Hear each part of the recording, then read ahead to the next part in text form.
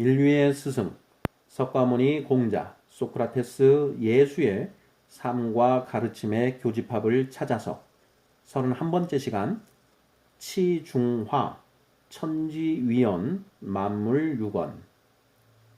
중용 제1장의 마지막 문장이 바로 치중화, 천지위원, 만물유건입니다. 중과 화를 이루면 하늘과 땅이 제자리로 돌아가고 만물이 길러진다는 뜻입니다.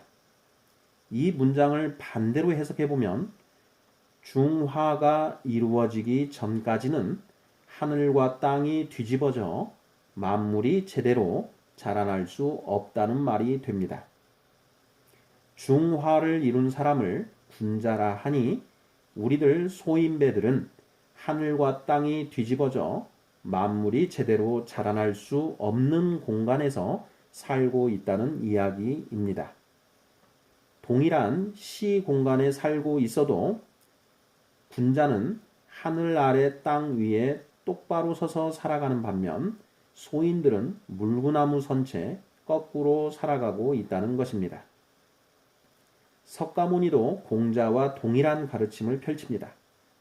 깨달음을 얻지 못한 사람은 고통의 바다, 고해에서 허우적거리며 사는 반면 깨달음을 얻은 사람은 열반의 경지에서 청정하게 살아간다는 것입니다. 예수의 가르침도 동일합니다.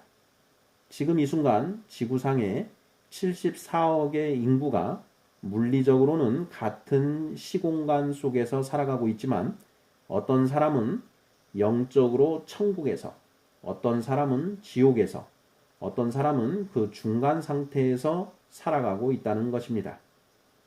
이는 인류의 스승들의 삶과 가르침의 교집합 내에서도 매우 중요한 원소입니다. 중화를 이룬다는 것이 어떤 경지를 말하는 것일까요? 중용 제1장은 중과 화에 대해 상세하게 설명하고 있습니다. 중이란 기뻐하고 성내고 슬퍼하고 즐거워하는 정이 발현되지 아니한 상태를 말하고, 화란 이러한 정이 나타나되 상황에 딱 맞게 부족하지도 과하지도 않게 표출된 상태를 말합니다. 희노애락 미지발 위지 중이요 발익의 중절 위지 화라. 군자는 평소에는 중의 상태를 유지하다가 어떤 상황에 처하면 그 상황에 딱 맞는 정도의 감정을 바랍니다. 반면 우리 소인들은 평소에도 이런저런 생각 때문에 중의 상태를 벗어나 있다가 어떤 상황에 처하면 너무 밋밋하거나 오버해서 감정을 표출하기 일쑤입니다. 지나고 나면 왜 그랬을까 하고 후회하게 됩니다. 중 할 수 있는 것도 대단한 능력이고 화 할 수 있는 것도 대단한 능력입니다.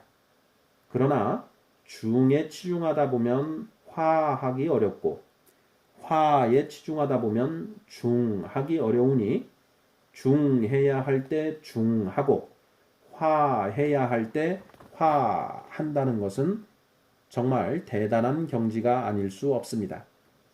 이에 중용은 중을 천하의 대본이라고 하고 화를 천하의 달도라고 표현합니다. 중야자 천하지 대보냐, 화야자 천하지 달도야. 예수는 하나님의 나라가 볼 수 있게 임하는 것이 아니요 또 여기 있다 저기 있다고도 못하리니 하나님의 나라는 너희 안에 있다고 말합니다. 누가복음 17장 20절 21절. 또 여기 서 있는 사람 중에 죽기 전에 하나님의 나라를 볼 자들도 있다고 말합니다. 누가복음 9장 27절. 천국이 죽어서 가는 곳이지만 죽기 전에도 이 세상에서 천국을 누리며 살 수 있다는 말입니다. 어떻게 그것이 가능할까요?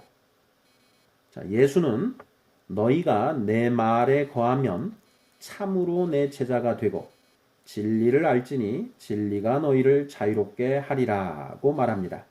요한복음 8장 31, 32절입니다. 여기에서 말하는 자유는 원죄로부터 벗어난 절대 자유의 경지를 말합니다.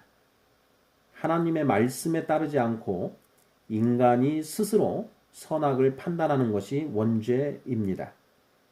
인간이 스스로 선악을 판단하지 않고 오직 하나님의 말씀에 따라 살게 되면 절대 자유를 누릴 수 있다는 말입니다.